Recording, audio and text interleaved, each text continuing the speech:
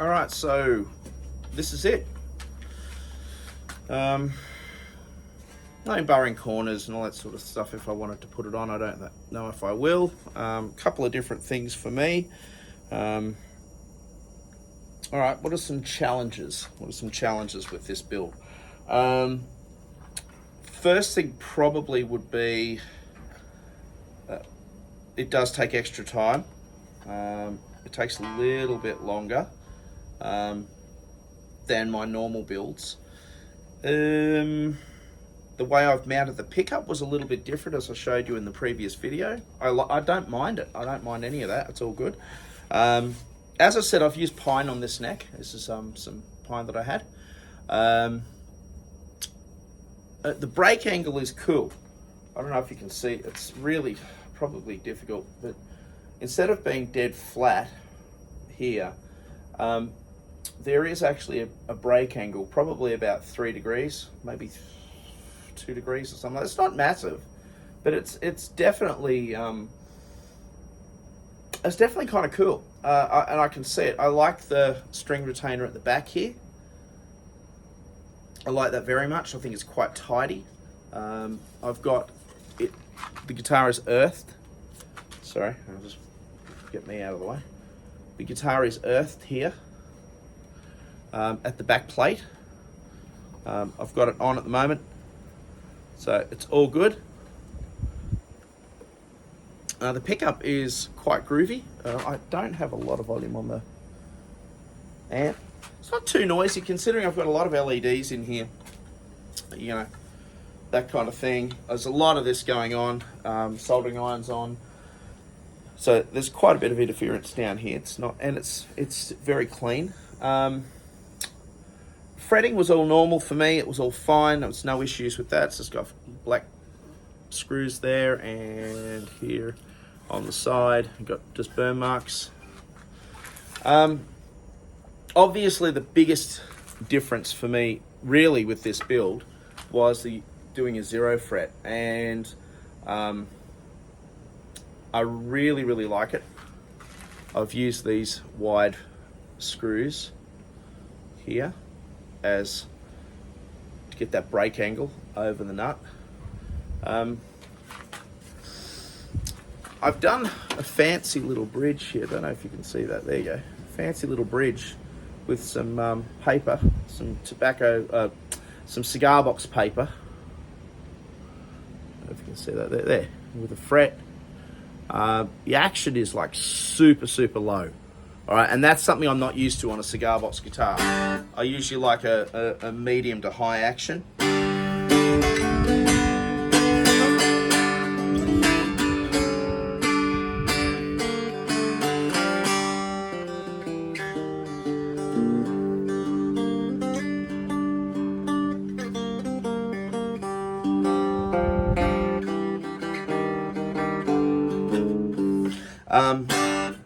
This pickup hasn't been used this will be the first time this pickup has actually come back to life, probably in the last, I'll say it, maybe at least 25 years. It's off an old Japanese mid-60s electric, and which was in disastrous condition. So I'm super happy with how this is going. A little bit of tremolo.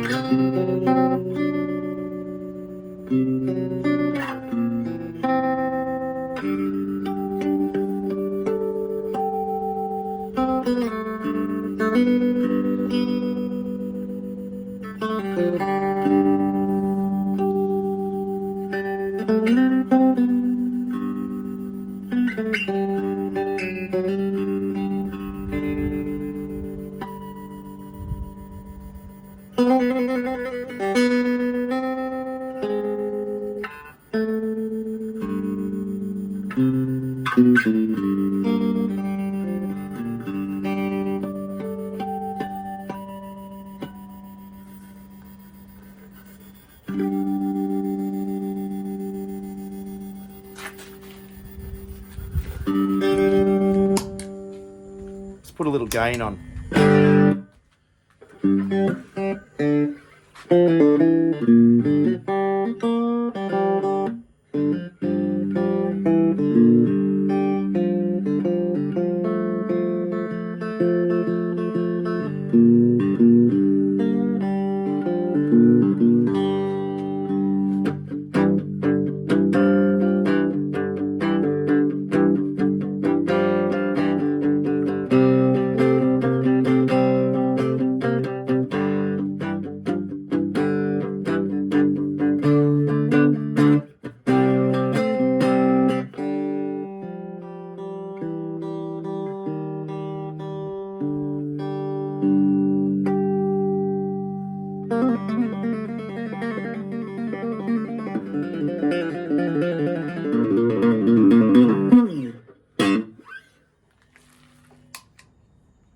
Pickups.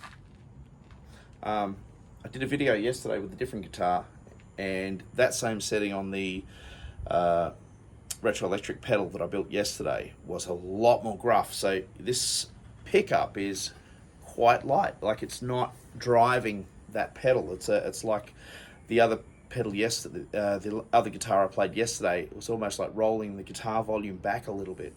So this is really nice. I think this would be really cool for just some.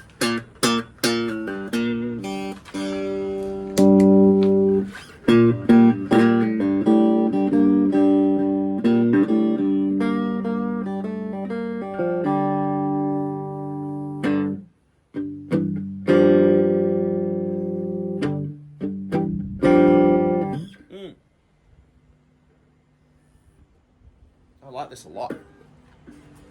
I like this a lot. It's really got me thinking about incorporating zero frets. Funnily enough, got some feedback from you guys. Instead of cutting the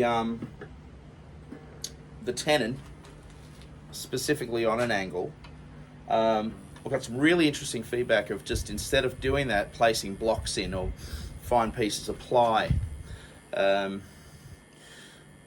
That could work as well. The only issue is that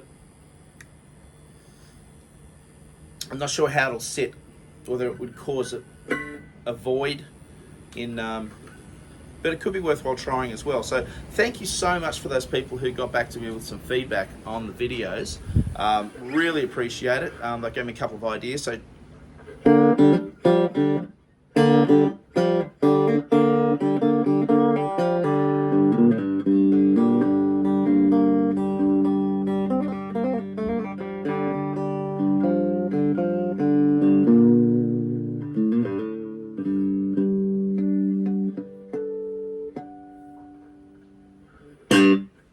that's it.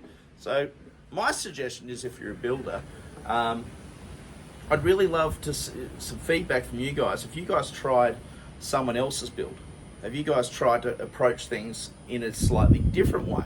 Now remember, this isn't about stealing other people's ideas or taking other people's ideas. This is about looking at breaking out of your mold, trying something a little bit different. The big thing for me has been the zero fret. It's created incredibly low action. Now I'm curious about how it'll work with the slide though. So that's yeah, I'm not sure.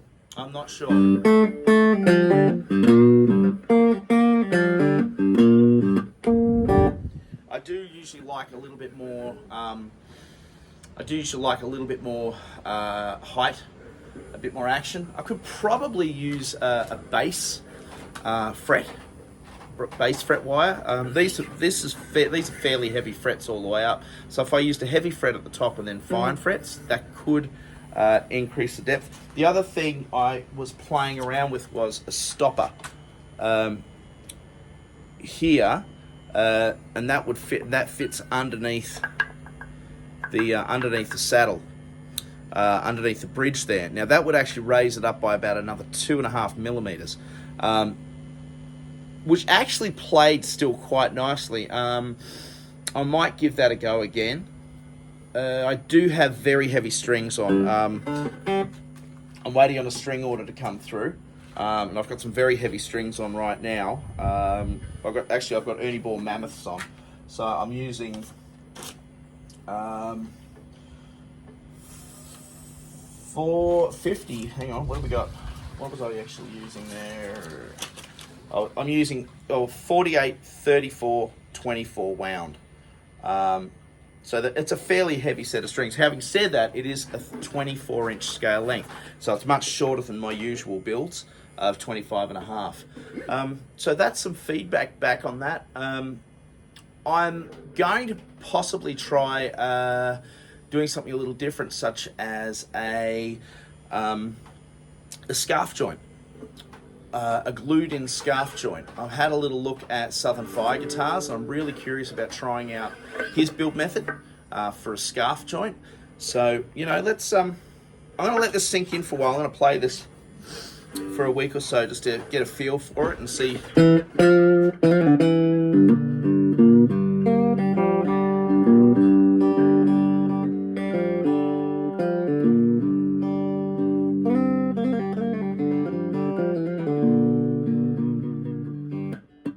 So for those people who are curious, go and check out as well. Obviously here, check us over at Birdwood Guitars.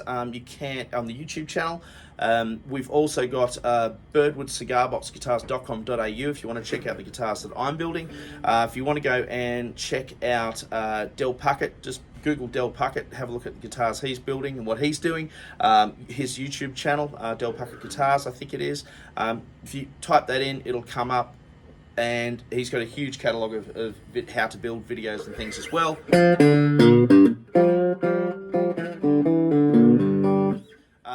Awesome. Yeah, I'm really, really happy with this. So let's see what happens. And I'll see you next time. Bye.